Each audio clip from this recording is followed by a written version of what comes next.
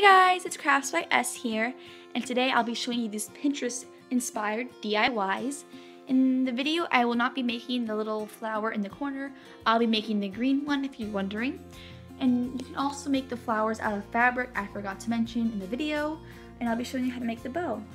So anyways, please stay tuned. Okay, so in order to make this Pinterest-inspired bow, you're going to need scissors, tape, and paper that has color on both sides. I made some cutouts and I'll show you up close. You only need one of each shape, and I did two for some of them. That's in case if one was too small. And I'm just going to show you up close so you can draw them. You can try printing it, but it might be weird how one side's blue and one side's white. So I'm starting off with side paper, and what I mean by that is just paper that has color on both sides.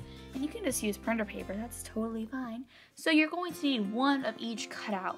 Like I have two of some of them, that's because in case if one of them is too small, I have a backup. And as you can see, you only need one of each, even the little stripes in the corner and the ones that look like fish mouths. So anyways, you can just go ahead and cut those out. So I just finished cutting this shape out, and this is the actual bow part, like the bow.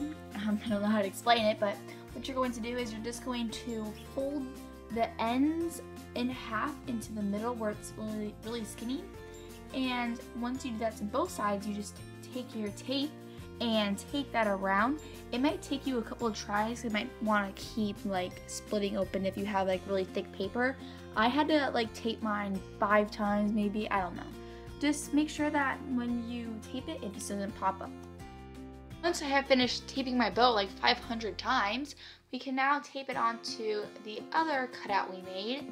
And just taking like the middle that we made, the little skinny part in the middle, you're just going to tape that on with the little skinny part on the bow. This might take a lot of tape too because it's really hard to tape thick paper together unless you're using printer paper, which is probably easier. And don't worry if it looks really bad because that's when our little rectangular piece of paper comes in. Okay, so once you have finished taping both of your pieces of paper together, we can now take the little rectangular piece of paper. Now I have two, that's in case one doesn't fit better. I'm just trying both of them, and actually the little one worked better for me. So after I put that around, I taped it, and that was pretty easy to tape. I only needed one piece of tape. And after I just started perfecting all the flaws, and I started cutting the actual little ribbon on the bottom because it was a little big for my bow.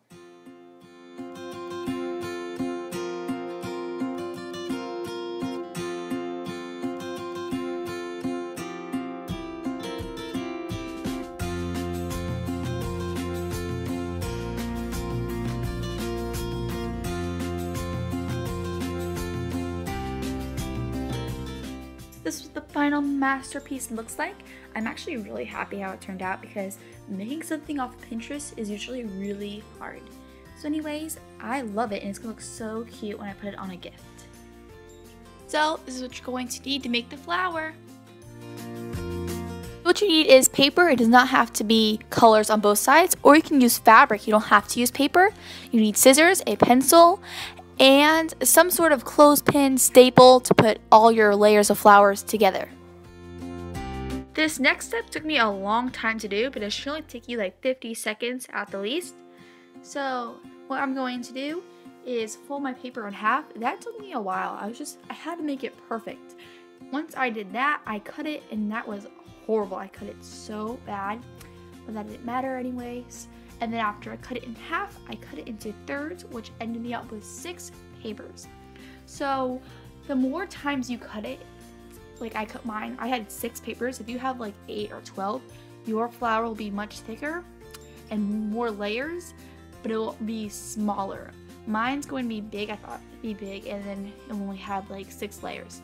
So it's all up to you how you want it. You could have 2 layers and have a huge flower. It's all up to you.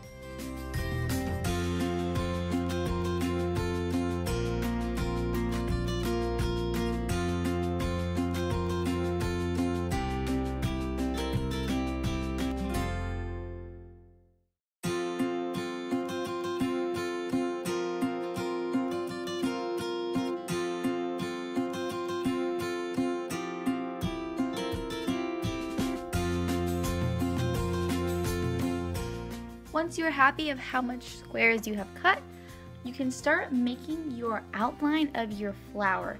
This took me a long time because I just had to make it perfect for some reason. And you can make your flower any design, it really doesn't matter. What I had to do first is find the middle point and then make a dot with my pencil, and then I could start from there.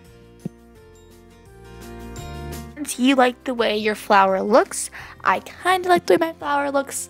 But anyway, you can start cutting it. As you see, I have stronger scissors from last time because we're going to be cutting through all of our papers.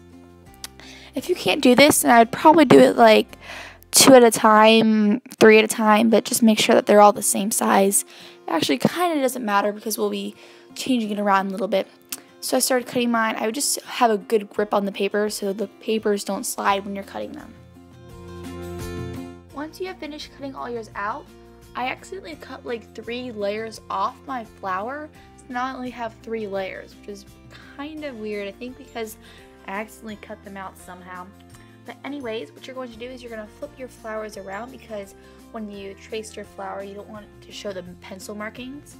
So after you do that, you can just spread them out or however you like. After spreading them out the way you like, you can now hole punch, staple, anything you want to just stick through your flower. And there you go. It's almost done. I also have a little thing for you guys at the end you can do too. Just a last minute design. I thought you could add more layers by just cutting out smaller flowers. You can make it really cool by like making it smaller 1 inch at a time or something. And I just added that because my other ones fell off, so I had to add more layers. And I think it looks really cool at the end. So this is what it looked like when I was done. The reason why I use like one of those clothespin things so I could put it in my pillow or on my curtain or something just for extra design if you're wondering.